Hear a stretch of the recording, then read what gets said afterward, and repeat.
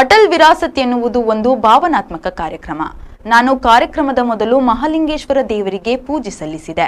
ಇಡೀ ರಾಜ್ಯಕ್ಕೆ ಸಂಘಟನೆಯ ಶಕ್ತಿ ಕೊಟ್ಟ ಪ್ರದೇಶ ಕರಾವಳಿ ಭಾಗ. ಇಲ್ಲಿಗೆ ಬಂದು ಕಾರ್ಯಕರ್ತರ ಶಕ್ತಿ ನೋಡಿದಾಗ ನಮಗೂ ಪ್ರೇರಣೆ ಬರುತ್ತದೆ ಎಂದು ಬಿಜೆಪಿ ರಾಜ್ಯಾಧ್ಯಕ್ಷ ಬಿವೈ ವಿಜಯೇಂದ್ರ ಹೇಳಿದರು. ಅವರು ಅಟಲ್ ವಿರಾಸ್ ಸಮಾವೇಶದಲ್ಲಿ ಪಾಲ್ಗೊಂಡು ಮಾತನಾಡಿದರು. ರಾಜ್ಯದಲ್ಲಿ ಬಿಜೆಪಿ ಕಟ್ಟುವ ಕೆಲಸ ಮಾಡುವಂತ ಆ ತಾಯಿ ಆಶೀರ್ವಾದ ಮಾಡಿದ್ರು. ಪುತ್ತೂರಿನ ಮಣ್ಣಿನ ಕಣಕಣದಲ್ಲೂ ದೇಶ ಮತ್ತು ಸಂಘಟನೆಯ ಬಗ್ಗೆ ಶ್ರದ್ಧೆ ಇದೆ. ಅಂತಹ ಒಂದು ಪುಣ್ಯ ಮತ್ತು ಕರ್ಮಭೂಮಿಯಾದ ಪುತ್ತೂರಿನ ನೆಲದಲ್ಲಿ ಅಟಲ್ ವಿರಾಸತ್ ನಡೆಯುತ್ತಿದೆ. ಅಟಲ್ ಜಿಯಿಂದ ಕಲಿಯಬೇಕಾದ ಬಹಳ ದೊಡ್ಡ ವಿಷಯ ಇದೆ ಎಂದು ಹೇಳಿದರು. ಪುತ್ತೂರಿನ ಈ ಕರ್ಮಭೂಮಿಯಲ್ಲಿ ಪುಣ್ಯ ಭೂಮಿನಲ್ಲಿ ಈ ಮಣ್ಣಿನ ಪ್ರತಿಯೊಂದು ಕಣಕಣದಲ್ಲೂ ಸಹ ಯಾವ ರೀತಿ ದೇಶದ ಬಗ್ಗೆ ಒಂದು ಶ್ರದ್ಧೆ, ಸಂಘಟನೆ ಬಗ್ಗೆ ಒಂದು ಶ್ರದ್ಧೆ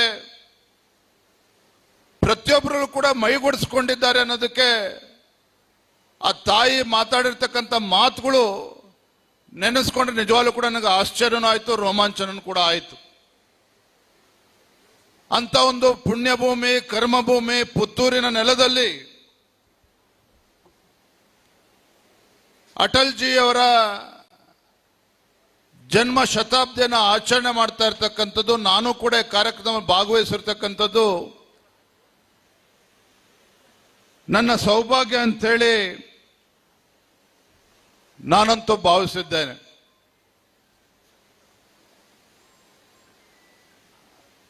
ಅಟಲ್ ಜಿ ಅಂತ ಹೇಳಿದ್ರೆ ಒಂದು ರೀತಿ ಒಂದು ಪ್ರೇರಣೆ ನಮಗೆ.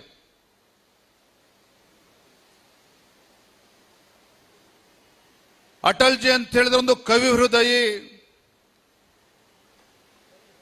ಅಟಲ್ ಜಿ ಅಂತ ಹೇಳಿದ್ರೆ ಒಬ್ಬ ಬರೆಹಗಾರ. ಅಟಲ್ ಜಿ ಅಂತಕ್ಕಂಥ ಅಟಲ್ ಜಿ ಅವರ ಹೆಸರು ತೆಗೆದುಕೊಂಡ್ರೆ ಮಾಜಿ ಪ್ರಧಾನಮಂತ್ರಿಗಳು. ಅಟಲ್ ಜಿ ಅಂತ ಹೇಳಿದ್ರೆ ಒಬ್ಬ ಅಜಾತ ಶತ್ರು. ಅಷ್ಟೇ ಅಲ್ಲ ಬಂಧುಗಳೇ, ಅಟಲ್ ಜಿ ಅಂತ ಹೇಳಿದ್ರೆ ಒಬ್ಬ ಅಪ್ಪಟ ದೇಶಭಕ್ತ ಅನ್ನೋದನ್ನು ಕೂಡ ನಮಗೆ ನೆನಪಾಗ್ತದೆ. ಬಹುಶಃ ಅಂತ ಅಟಲ್ ಜಿ ಅಂತಕ್ಕಂಥ ಪುಣ್ಯಾತ್ಮ ಕಟ್ಟಿರ್ತಕ್ಕಂಥ ಭಾರತೀಯ ಜನತಾ ಪಾರ್ಟಿಯಲ್ಲಿ ನಾವೆಲ್ಲರೂ ಕೂಡ ಕಾರ್ಯಕರ್ತರಾಗಿ ಇಲ್ಲಿ ನಾವು ಕುಳಿತಿದ್ದೇವೆ ಅಂತ ಹೇಳೋದೇ ನಮ್ಗೆಲ್ಲರೂ ಕೂಡ ಹೆಮ್ಮೆ ಮತ್ತು ಸ್ಫೂರ್ತಿ.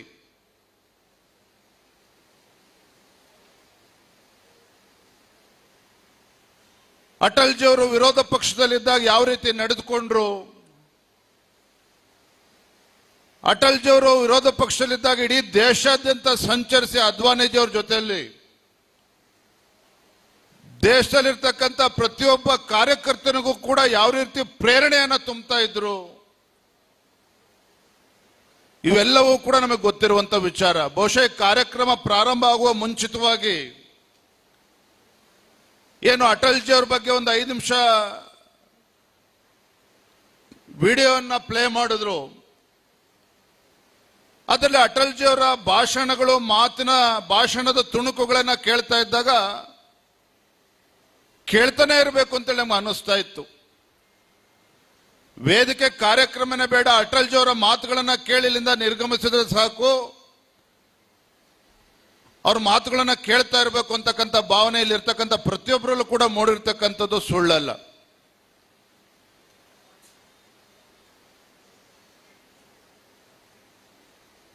ಸಾವಿರದ 1995ರಲ್ಲಿ ಈ ಸಂದರ್ಭದಲ್ಲಿ ಮಾಜಿ ಸಿಎಂ ಡಿವಿ ಸದಾನಂದ ಗೌಡ, ಮಾಜಿ ಸಂಸದ ನಳಿನ್ ಕುಮಾರ್ ಕಟೀಲ್, ಶಾಸಕರಾದ ವೇದವ್ಯಾಸ್ ಕಾಮತ್, ಹರೀಶ್ ಪೂಂಜಾ, ಸಂಸದರಾದ ಕೋಟಾ ಶ್ರೀನಿವಾಸ್ ಪೂಜಾರಿ, ವಿಧಾನ ಪರಿಷತ್ನ ಸದಸ್ಯರಾದ ಕಿಶೋರ್ ಕುಮಾರ್, ಬಿಜೆಪಿ ಜಿಲ್ಲಾಧ್ಯಕ್ಷ ಸತೀಶ್ ಕುಂಪಲ ಸೇರಿದಂತೆ ದಕ್ಷಿಣ ಕನ್ನಡ ಮತ್ತು ಉಡುಪಿ ಜಿಲ್ಲೆಯ ಶಾಸಕರು, ಸಂಸದರು, ವಿಧಾನ ಪರಿಷತ್ನ ಸದಸ್ಯರು ಮತ್ತಿತರರು ಪಾಲ್ಗೊಂಡಿದ್ದರು. ಅನೀಶ್, ವಿ4 ನ್ಯೂಸ್, ಪುತ್ತೂರು. ಒಂದೊಳ್ಳೆ ಆಂಬಿಯನ್ಸ್ ನಲ್ಲಿ ರುಚಿಕರವಾದ ಊಟವನ್ನ ಮಾಡಬೇಕು ಅನ್ನೋ ಆಸೆ ನಿಮ್ಗಿದ್ಯಾ? ಹಾಗಾದ್ರೆ ನಿಮ್ಮ ಆಯ್ಕೆಯಾಗಿರ್ಲಿ ನದಿ ಮಲ್ಟಿ ಕ್ಯೂಸಿನ್ ರೆಸ್ಟೋರೆಂಟ್.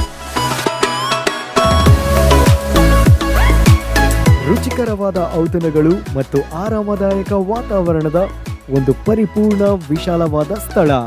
ಕುಟುಂಬ ಮತ್ತು ಮಕ್ಕಳಿಗೆ ಉಪಯುಕ್ತವಾದ ಆಂಬಿಯನ್ಸ್, ಶುದ್ಧತೆಯೊಂದಿಗೆ ಪರಿಪೂರ್ಣ ರುಚಿ. Welcome to Nadi. Vibrant coastal spirit in every sip and bite. Opposite Jeppu Fish Market, Velankani Plaza, Mangaluru.